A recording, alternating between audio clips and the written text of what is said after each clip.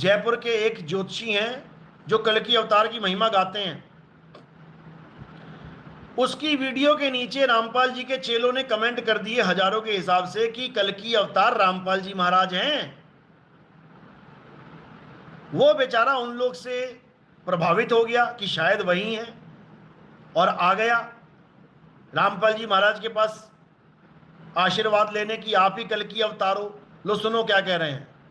हमने कल्कि को लेके पॉडकास्ट किए थे मनोज गुप्ता जी के, तो आपके असंख्य भक्तों ने कमेंट किए कि आपके बारे में कि मतलब कल्कि भगवान आप ही हैं। तो देखो ये तो अपने बच्चे तो अपने बाप ने तो सब नेचर बताया था, सब कुछ है।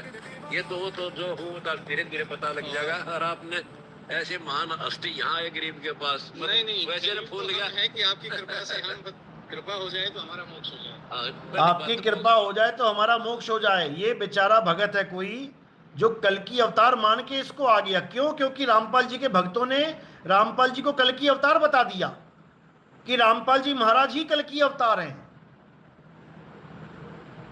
तो उनके कमेंट पढ़ पढ़ के ये भाई ये सोच के आ गया रामपाल जी महाराज के पास कि शायद रामपाल जी महाराज ही कल्कि अवतार हैं। जबकि रामपाल जी महाराज के वचन क्या हैं कल्कि अवतार के लिए, ये भी सुन लो। एक न करता दो ना करता नौ ठहराए, इनकी अकल देखो। कहते एक भी भगवान नहीं, ये 9 अवतार 9 भगवान वन बैठे। और 10वां आने वाला है निकलंक नाम से, जिसको कल्कि अवतार कहते हैं। कहते वो भी ऐसे ही नाच कूद कर अपने कर्म बिगाड़ के दुनिया को मार के अपने कर्म खोटे करके और चला जाएगा। ये 84 लाख योनियों में चले जाएंगे। 84 लाख योनियों में ये कल्कि अवतार चला जाएगा। 84 लाख योनियों में कहता है ये नाच कूद के लोगों को काट पीट के कल्कि अवतार 84 लाख में चला जाएगा। और इसके चेले कह रहे हैं कि रामपाल जी महाराज कल्कि अवतार है। तो ये तो रामपाल जी महाराज खुद ही नाच कूद के कल्कि अवतार बना, अगर लोगों को काट पीट के नरक में चला जाएगा। ये तो अपने लिए वाणी बोल दी।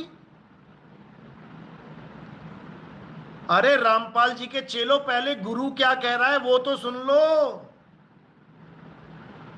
कि जहां देखा वहीं कमेंट बस भगवान भगवान भगवान, कल्कि भगवान बना दो, बुद्ध भगवान बना दो, ये भगवान बना दो, वो भगवान बना दो।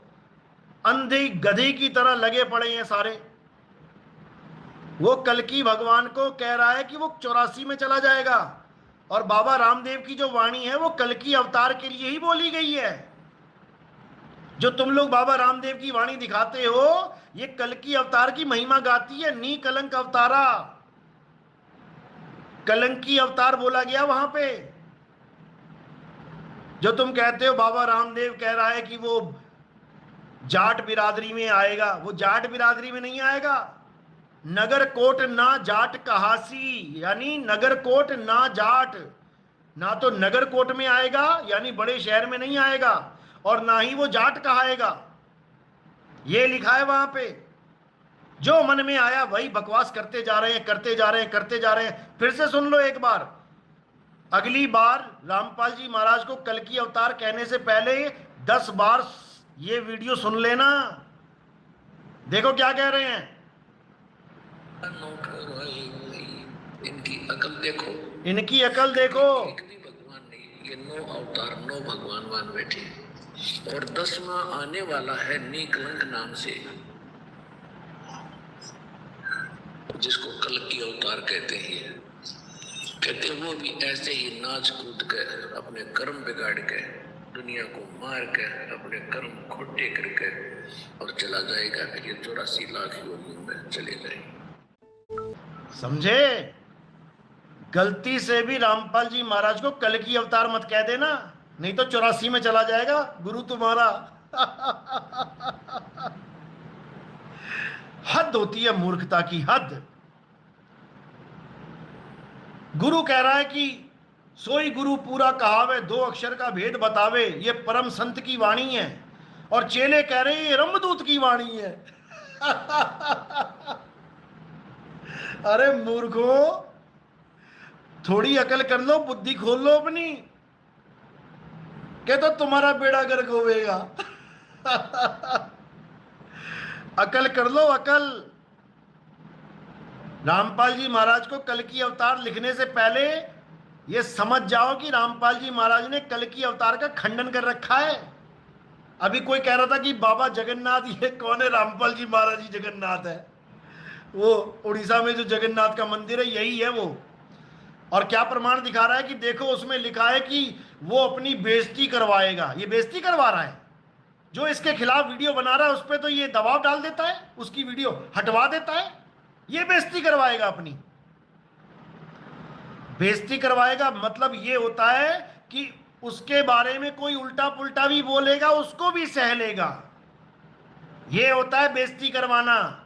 हम करवाते हैं अपनी बेइज्जती। करो जितनी बेइज्जती करनी है, करो जितना उल्टा बोलना है, करो जितना उल जलूल बकना है, करो, क्योंकि उससे हमें फायदा होता है। क्या फायदा होता है? क्योंकि ये जनता कभी अच्छी चीजों पे ध्यान नहीं देती। ये जनता जिसकी बुराई करोगे उसके व्यूज बढ़ाएगी।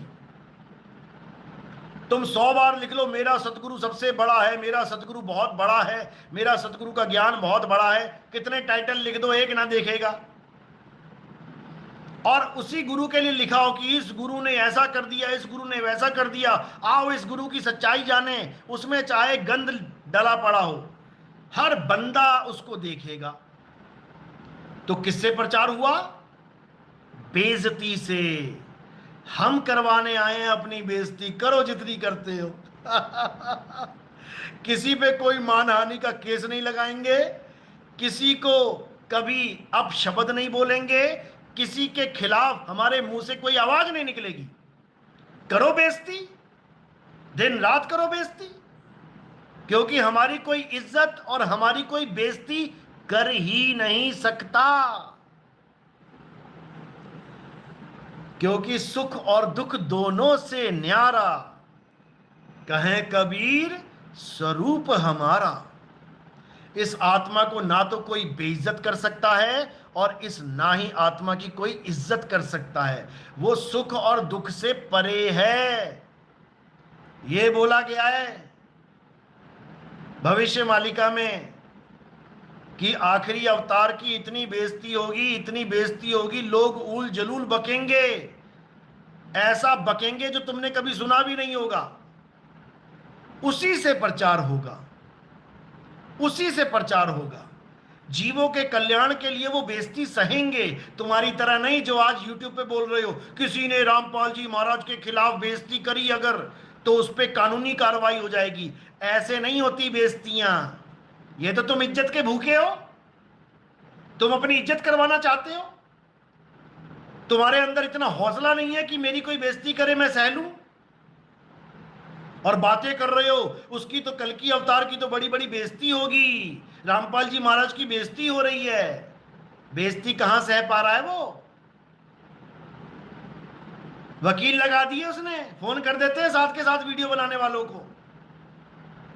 50 वीडियो देख ली मैंने, जो पहले कह रहा है कि रामपाल जी महाराज ऐसा वैसा, उसके बाद कह रहा नहीं जी मुझे माफ कर दो जी, मुझसे गलती हो गई, मैं इस पचड़े में नहीं पढ़ना चाहता। कौन सा पचड़ा है? एक ही दिन में पचड़ा आ गया उसके कानों में। ये लोग फोन करवाते हैं, डराते हैं, धमकाते हैं। हमें पता है बेइज्जती करेंगे, ये सहना सीखेंगे बेइज्जती। तो भाई अगली बार कल की अवतार बोलने से पहले ये वीडियो 100 बार सुन लेना। लगा दूंगा मैं अपने चैनल पे, लगा भी रखी है मैंने, कल की अवतार बना दिया। अरे कल की अवतार कोई शरीर नहीं है। गरीबदास जी महाराज ने कल की अवतार की महिमा गाई है। निहि कलंक राया जग तारन को आया। उसी कल की अवतार को इमाम मेहंदी कहते हैं मुसलमान भाई। घोड़े पे तलवार लेके खड़ा होगा, इमाम मेहंदी का नाम लिख देना। उसी को जीसस सेकंड कमिंग कहते हैं, समझ लो। जीसस सेकंड कमिंग का नाम लिख देना, इतना लिख देना जीसस सेकंड कमिंग। घोड़े पे तलवार लेके दिखाई देगा तुम्हें वो। जिसने कभी हाथों में तलवार नहीं पकड़ी, ईसा मसीह आए थे कभी तलवार नहीं पकड़ी हाथों में। बाइबल में लिखा है जब वो दोबारा आएंगे लोहे की छड़ लेके आएंगे, लोहे की छड़ यानी तलवार लेके आएंगे।